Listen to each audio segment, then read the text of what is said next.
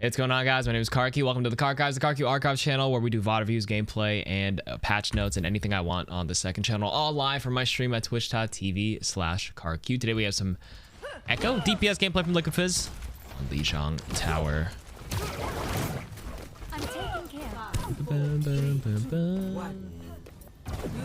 All right, flying up early. You can probably throw some early sticky bombs here.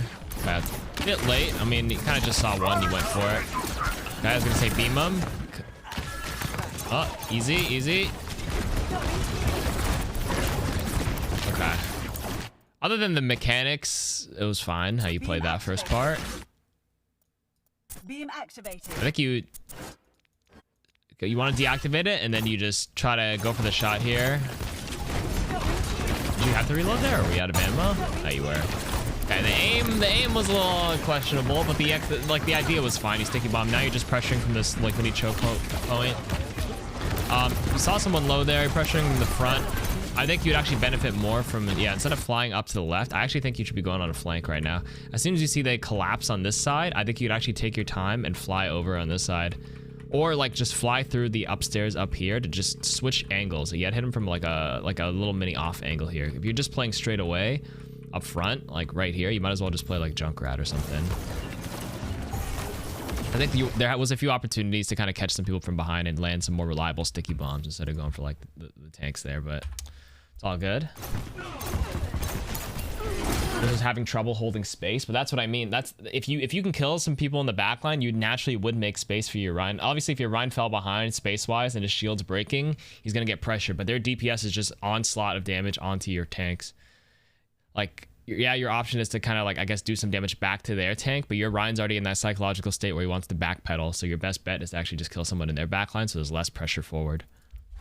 That's just my take on it. Also, yeah, why is everything blue right now? Oh my god, there's like a glitch with the colors. Dude, this is gonna throw me off. There's this patch. Every time a new patch of Overwatch hits, it like breaks something with the replay. Every time, without fail.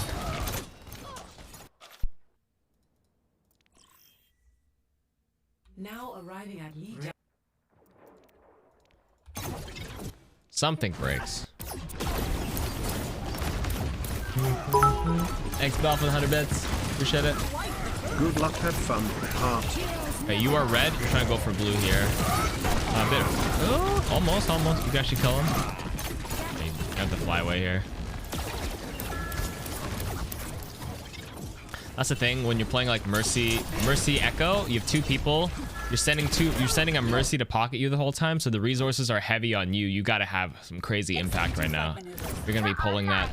Right now, it feels like you're just playing straight away instead of like. You have to like actually try to execute someone as best as you can. Be a bit more sneakier. They know exactly where you are right now. That's why if you're a bit more quiet, you could actually be a lot more patient.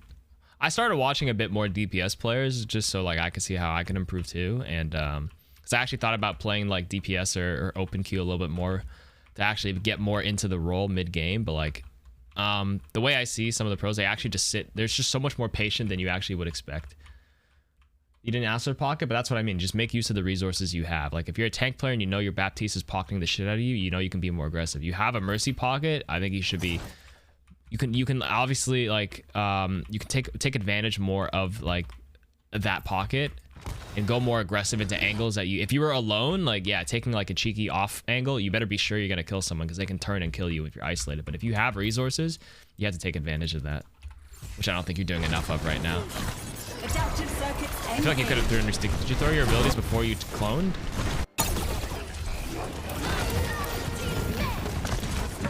Yeah, they have like a lot of stuff here.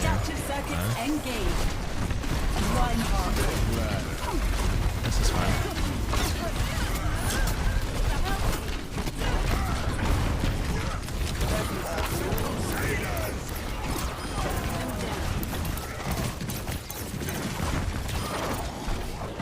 Get in there. Get behind him. Get behind. I would have flown actually like this way. So as soon as like this happened, you guys got to kill with the high noon.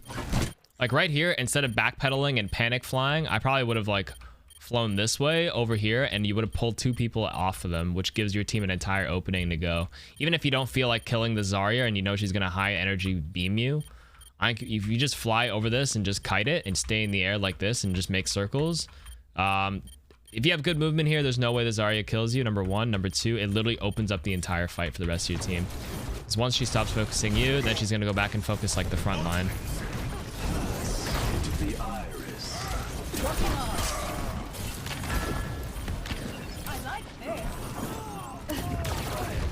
Alright, you guys win this anyways, though. Okay, get on the side here.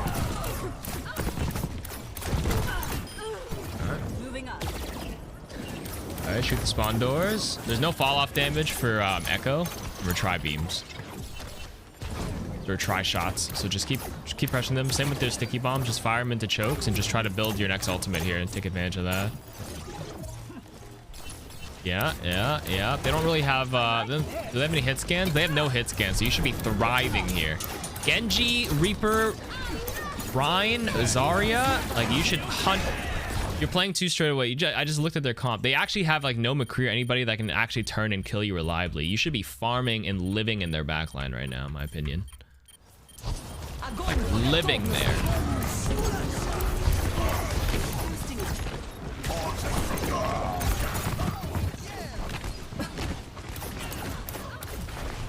Yeah, I think you're just a bit too defensive, and I think that's actually kind of what's holding you guys back from winning this round, based on the resources you have and the comp they have. Okay, you're pulling some people back, and you have a clone. Okay, so I get the idea of you like this. The timing of doing this was poor because you saw where your team's going. By the time you're in here, all 6 of them can go because your team is still on the bridge. They haven't crossed yet. I think if you actually waited a little bit for your team to actually start fighting and drawing attention, then you can go take the off angle because you can draw overtime. You still have a lot of time before overtime. If you just waited literally 5 seconds. Girl the Gamer, thanks for the sub. I appreciate it. Thank you for supporting the stream. Could be farming this. Yeah, you could be farming. This entire team is farmable. If they can't turn around on you. The only person who can hit you is a Zarya beam. So like that's why if you're just like up here earlier, but right now I know you want to contest the point. I think if you just waited, and you had your ultimate, you just unfortunately got bursted without you being ready for that damage.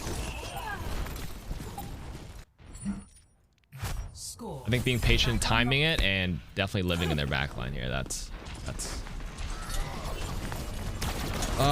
part of it is also our heal comp. Not that it's their fault, but it's hard to take angles without frontline pressure, which we didn't have with Rhines and Mercy. Do I take them anyways? Yeah, that's why like if you take that and you pull people off, then your team will actually have better frontline pressure if you can draw attention away from the team.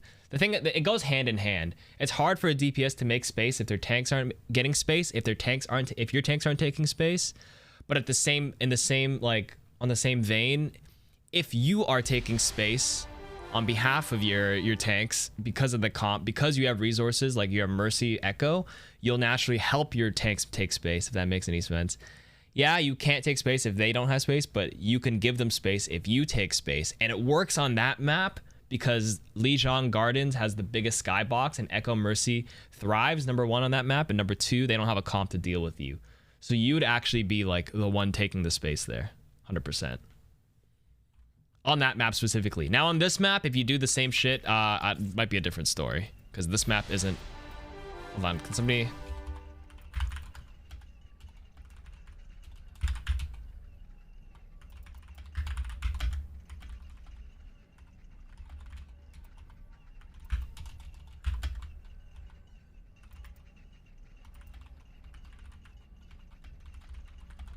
I don't fucking know how to do this whisper shit, dude. This doesn't fucking work. Can somebody just go to stream, tell him I need 5-10 minutes? Thank you, because he's appearing offline. It's kind of like the Tracer. Yeah, kind of like how Tracer echoes. You distract and you naturally make space in that regard. Yes, thank God.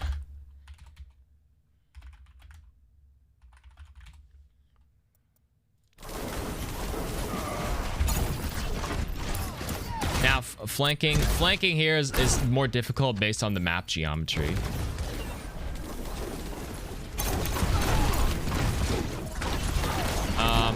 Honestly, I think it's harder to play Echo here. Mechanics don't help either way, though. I mean, I think your mechanics were fine. I honestly think if you just made the decision on the previous map to play in a different angle and to take advantage of the fact that they don't have a comp to deal with you, you have resources and Mercy, your tanks don't have as much resources, so they can't take that space, so you literally have to, and it works on that map. Now on this one, it's gonna be kind of ass. Not gonna lie. And you're playing too straight away here. Yeah, and they have a McCree here. I'd probably not play Echo in this map. It's too tight cornered. The geometry sucks for Echo to thrive. I mean, you weren't really taking advantage of the geometry last map, and it's gonna be even harder on this map, which is gonna probably make you like fall behind like crazy, unless you get a big ultimate here. That's not to say you can't win. You can literally win in Overwatch, especially in solo queue, because there's too many factors to consider. But if we're talking about the factors you have at hand, this is like disproportionate, or you're at a little bit of a disadvantage off the get-go. You're gonna die here. You don't transform back in time. I was gonna say you probably don't want to pin off the map.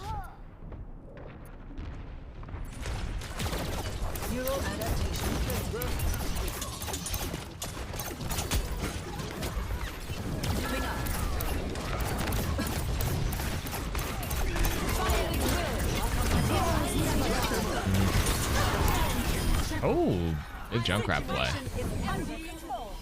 Nah, but you know, there's no point. If you take him off the map, you don't get your life. One of Echo's biggest advantages is that second life as well.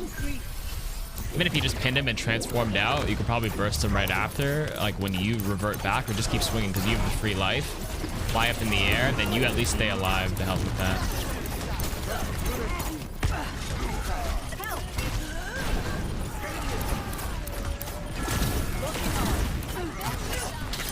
You probably should have sticky bombed the brick shield and then into the beam there. Yeah, now the problem with this map on Echo is that you play too much into all their effective ranges. It's hard to excel here.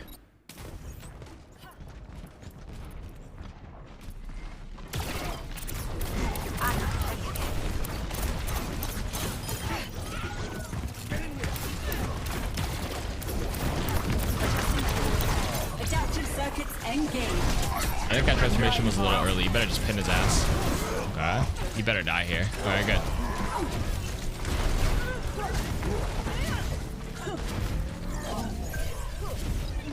I think on this map, you literally only win with your ultimate, or if you can get a kill for free with the thing. You might have flash. Nice.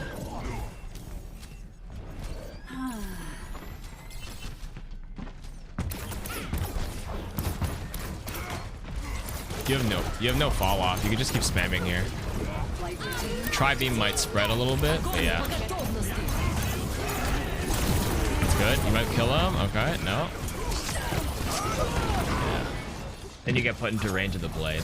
Yeah, I think the biggest takeaway for the Echo, this is a really short VOD. The biggest takeaway is like you're not playing to the hero's strengths. Number one, you play it too head on for the hero that you are.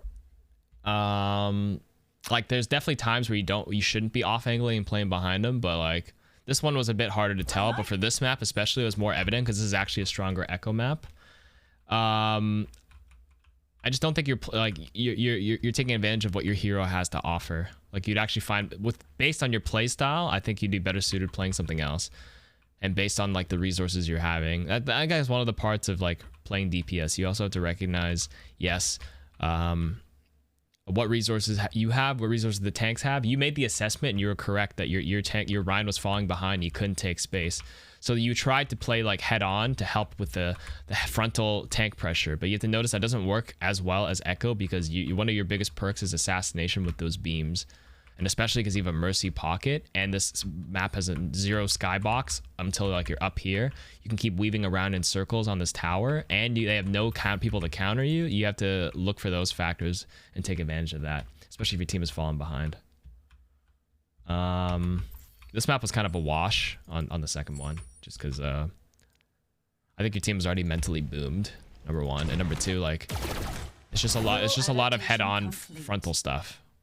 Which is just fine. Like Junkrat was fine. I don't know if I also like Winston Zarya, but it's less about picking apart what your team plays and more about what you can do because you're the only factor that's queuing in each game. You can't control what your teammates are doing. So same with the last map. You can't control what they're doing. You said you couldn't control, but you had a Mercy pocket, which was nice. So, you know. look for those factors. You would just send another VODs long? No, but I'm just saying, like, you guys got rolled fast, but it was really easy to tell what could have been done in this one. This one just looked like Omega Tilt. The only suggestion I would tell you here is to switch off this hero at this point. If it didn't work on the map that's better suited for Echo, it's probably not going to work here.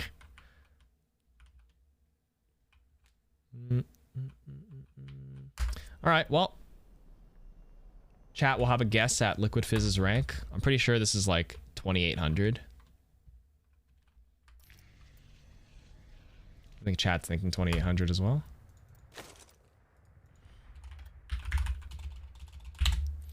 Damn, you guessed it too? Yeah, I was going to say 28. 25 and more?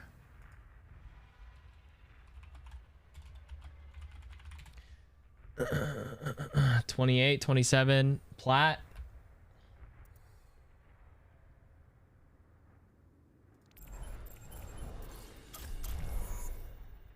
I'm gonna assume that's correct, right?